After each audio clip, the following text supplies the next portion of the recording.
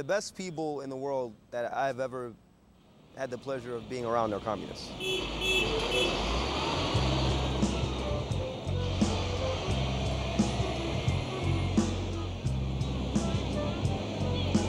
I still keep the buttons, This one was Mr. Dorismond, just over here. I was at all the... Now I recognize I want to win, so I'm in it. I'm down hardcore for my proletariat. Pass me any burden and I guarantee to carry it. Runaway slaves swinging low on my chariot. Never selling out like a Judas Iscariot. Work with liberation, not depending on no dreams. We shall overcome and overthrow by any means necessary. Is the party as the vanguard of solutions. We can make some order from the chaos and confusion. The battle has been joined, gave Viva revolution. Take it serious, don't mean to be amusing, but I laugh at it. Thank you. Thank you very much, man. Have a nice day. Be true to the plan, execute so we can do this. A flag is only solid, not a multicolored prism, not a rainbow coalition, or red for communism. You gotta fight the system. I'd like to my congressman. Whatever you do, whatever you do, very good. A future where these streets sparkle. Get a copy of Challenge today. Speak with our comrades here, with many other teachers. You know, we're communists because we love one another. We love our class. And above all, we love humanity. On this very first day, the Brooklyn 2000 Summer Project began with a bold effort, trying hard to stop the neo-Nazis, viciously racist just like the KKK, who were planning a July 4th rally in Morristown, New Jersey, 1 hour from New York City. As New Jersey correspondent Pamela Chan reports now, the rally had a large turnout, but not one of support. Calling it Independence from Affirmative Action Day, Mississippi-based white supremacist and lawyer Richard Barrett led a group of 8 in a noontime rally at the county courthouse in Morristown. They call themselves the Nationalist Movement and want to see affirmative action abolished. But his message quickly turned to mayhem as about 300 counter-demonstrators lined the street across from Barrett, calling him a racist and a fascist. About a dozen even charged down police barricades in anger and were quickly arrested. Then later on, when the Nazis actually decided to march, we all sort of followed along them. And that's when the cops arrested me. We think about the Nazis in Germany and how, they really built up a movement, and we don't want that stuff to happen again. And this is why it's really important to be here, to fight back. He's nothing more than Charles Manson in a different form. That's all he is, a brainwasher.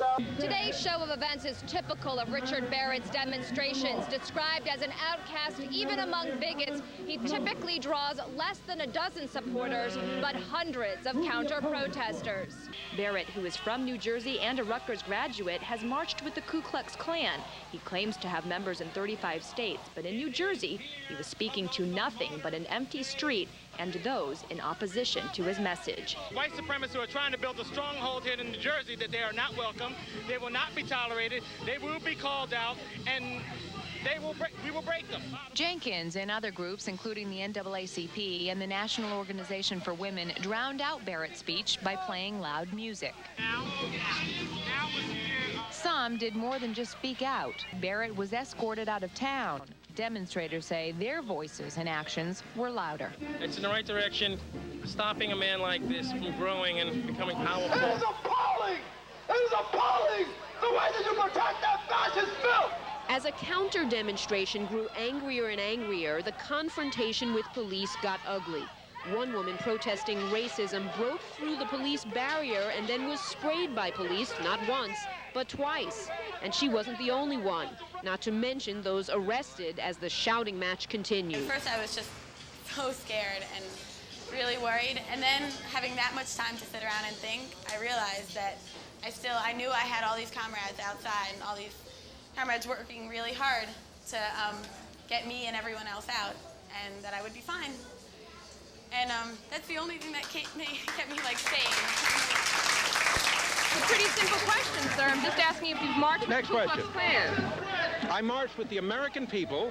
We are the nationalist movement, and that's all that we are. We don't affiliate with anyone. We are our own organization. Many of the people who live here in Morristown were stunned by what they saw here today, not only by the messages of hatred, but also the apparent drain on this town's resources. Police were called in from several counties. There are many who wish the group hadn't been permitted to march here, others who say it is freedom of speech. No doubt an angry debate on a day about freedom, with some left questioning just what our forefathers intended. In Morristown, I'm Stacy Sager, ABC 7 Eyewitness News. You know, we're not going to let them come to our towns. We're not going to let them come, you know, and try and attract more working class youth to their fascist organizations. Get over here, let's go, let's get them, come on! It was great, it was great. We were ready to beat him down. And a few of us got arrested. I wasn't arrested, so I'm saying I feel kind of left out. So the Progressive Labor Party went there, you know, to attack them, basically. Like, we're not going to stand back and let the churches and politicians tell people that, like, if you ignore them, they'll go away, because that's not what's going to happen. I wasn't there, but I've heard a lot about it, and I'm very sad that I missed it. And it was an experience. It was an eye-opening experience. I felt alive down there going after them. It was great. It's this one student in particular who would not leave on the 4th of July until his comrades basically were out of jail. And, you know, he was there since the beginning, which he probably got there around 7:30 in the morning and left around 12:30 at night. But his commitment really showed, especially when we said, you know, do you have to go home? Do you want to call your mom? And he would say, I'll call my mom, but I'm not leaving until they come out. And so that's one example of really how great the youth and the people around the Summer Project are.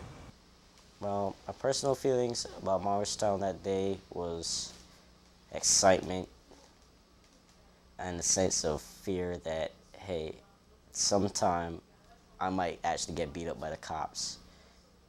But then I kind of got the feeling that, hey, if I do get beat up by the cops, I want people like the people that was at Morristown with me to be with me at that moment, because it's like the group was just like one big family who had one focus, one cause, and who was going to do anything to get their voice in. I'm saying it was great. You're not gonna get anywhere with these racist ideas, so you might as well just give it up. Basically, that's what we said to them. You know. We've made a lot of good friends and done a lot of good stuff, and we keep going back. My voice is completely gone because we were just in Morristown today for the adults going to court, and I screamed much too much. Maybe not too much, but I gotta learn to scream the right way so I don't lose my voice. And we've been going back all the time. I feel like I live there. I was actually saddened by the fact that there were actually people that was defending hatred and racism, you know. It changed me. I guess it did, because it got me to look on the world in a different way. A lot of work needs to be done. Here you go, brother. Take a copy of Challenge newspaper right there. It's going to be a long time, and it's going to take a lot of hard work before we smash the type of culture that degrades our women, before we smash the racism that exists in this society. But we are here to say that the ideas of revolution have not died.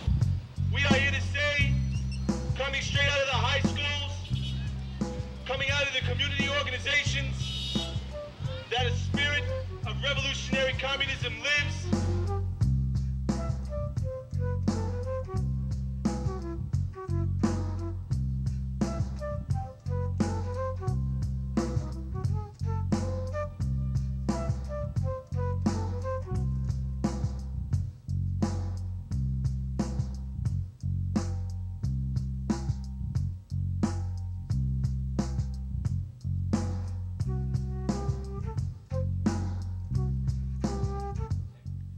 The Summer Project attracted wonderful participants, students and teachers who care deeply about making life better, not just for themselves, but for all our sisters and brothers in the working class, all over the world.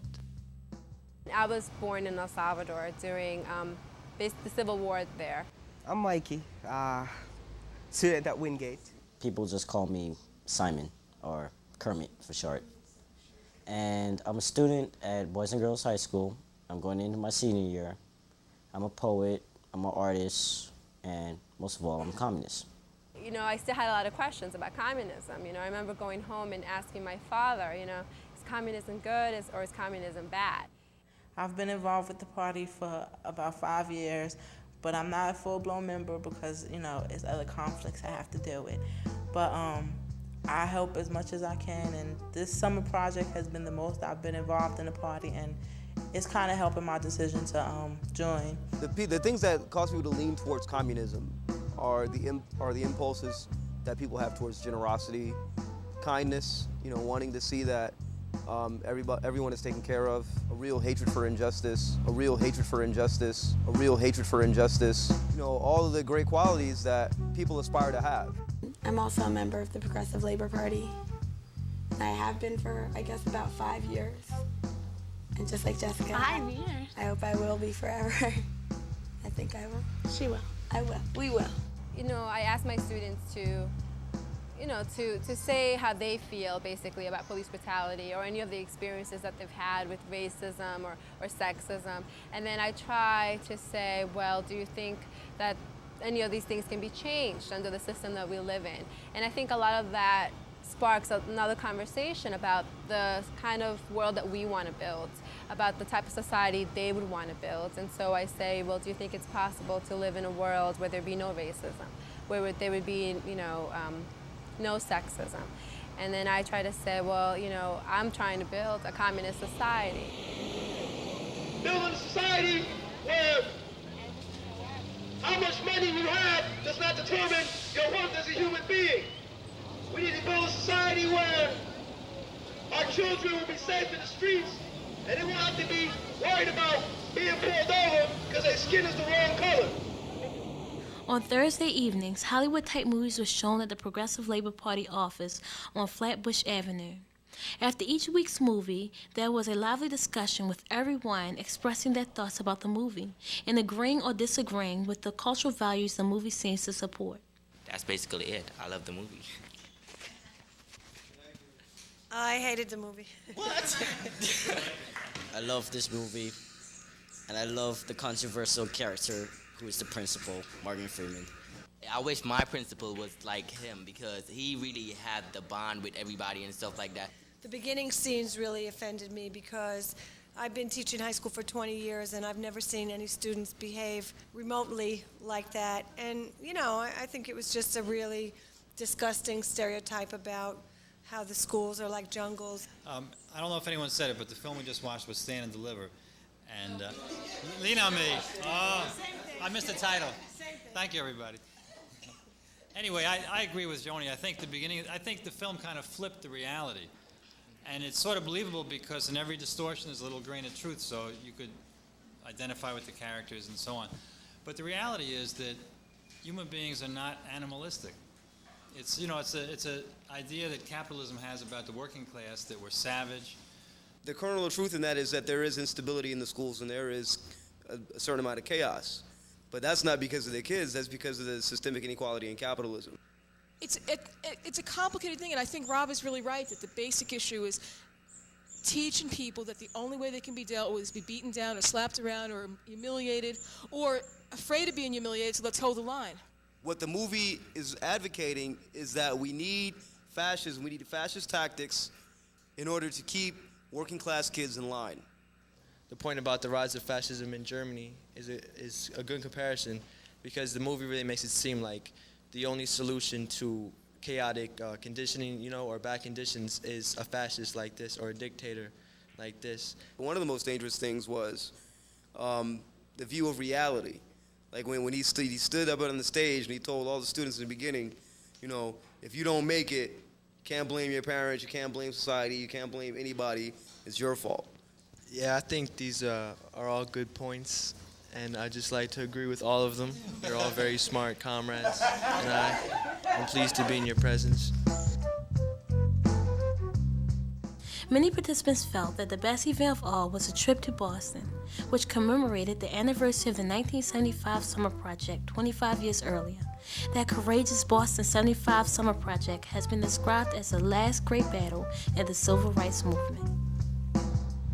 They were the one who fought against Roar, the racist group that was trying to start the busing of black kids to white schools and white kids to black schools. And they actually destroyed Roar, which was good. And in Boston, I got to appreciate them because I got to appreciate, you said, they're saying you stand on the shoulders of giants.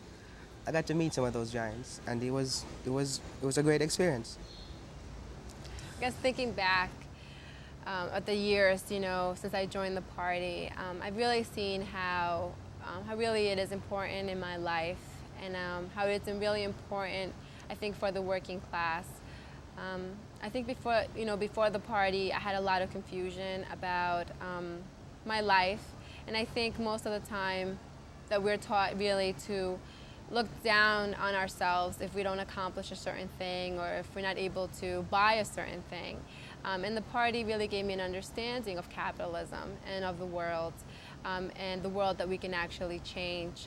And everybody across the world will know about communism. We could go to Africa and ask them a question about communism, and they'll tell us a whole story about the revolts and the fights and how communism won, because we're gonna win.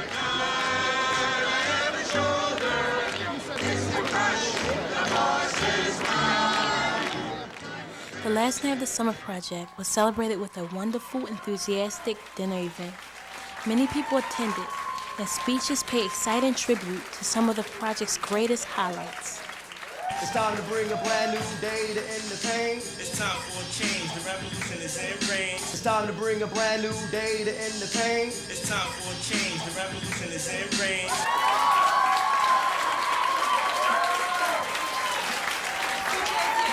I'd like to welcome everybody to the end of our Summer Project dinner. Here in New York, we've just finished 4 weeks of a Summer Project with a great conference this past weekend. And it's great that all of you came. I just want to thank everyone for being here this evening. It was a great evening, especially that we had youth, workers, and teachers here together. And I'm just really proud that my students are here, so I just have to say it's really good.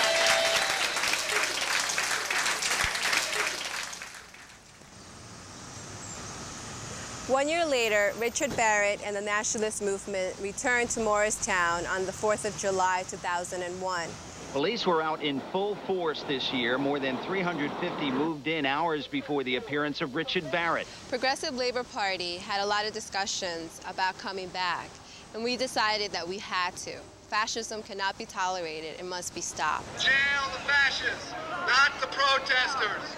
The counter-demonstrators arrived here in Morristown at around 11 o'clock this morning, just as Richard Barrett, who many call a neo-Nazi white supremacist, began setting up for his demonstration. For several hours, a couple hundred people spent the 4th in downtown Morristown shouting down the reputed white supremacist and drowning out his words with every noise they could muster. These left-wing counter-demonstrators have threatened to kill us. If they could get close, they would. I think it is very dangerous for him to be allowed to speak when the things that he speaks of are things that basically call for other people to be treated as subhuman. I think that he is a fascist in the worst sense that Hitler is. I don't believe in free speech for racists. Why? I lost my family in the Holocaust. The Nazis started out small. They should have been crushed when they were small. Barrett had only one supporter at his side as he read a 63-page manifesto in which he spoke of protecting the interests of the majority and hailed racial profiling as a valuable law enforcement tool. He tried to honor New Jersey state troopers accused of shooting at 4 unarmed men on the turnpike back in 1998. I'm unhappy that these folks are here to celebrate police officers who have killed black men. We took the organizing for the rally very seriously. For weeks in advance, we came out to different neighborhoods, black, Latin, white, and talked about the importance of coming out on the 4th of July. Barrett had only one one supporter, this man named Gerald McManus, who claims to have written a book that he calls the sequel to the Turner Diaries, which Timothy McVeigh used as a blueprint for his violence in Oklahoma City. You're looking at a live picture of the scene from the ground right here. This appearance by Barrett did not come cheap. Between the police presence and overtime, officials predict it'll cost the county about $400,000. But just before the rally starts, some people posing as Barrett's supporters sabotaged his sound system to cheers from counter-demonstrators. There was no shortage of police on the scene. 350 officers from 38 departments kept Barrett and about 400 counter-demonstrators apart.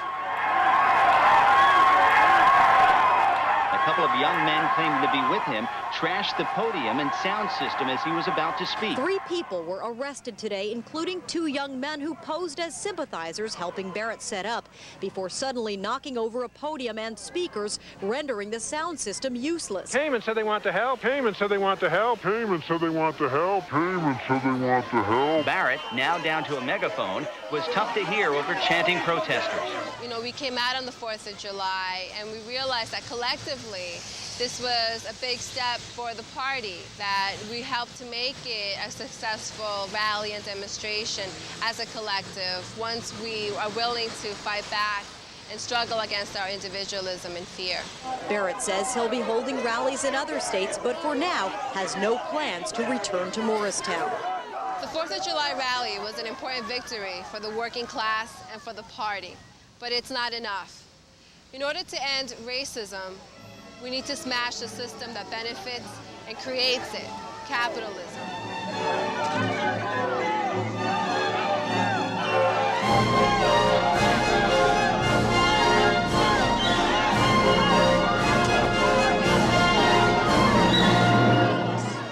The stakes is getting higher, thus we must aspire to be prophets to our people who battle with the evils. Hip-hop is the measure of the anger that we feel. Where they do my life makes me want to shoot and kill. Make me want to holler with the inner city blues. Gotta be a reason for the dirty that I do.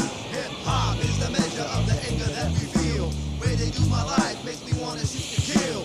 Make me want to holler with the inner city blues. Gotta be a reason for the dirty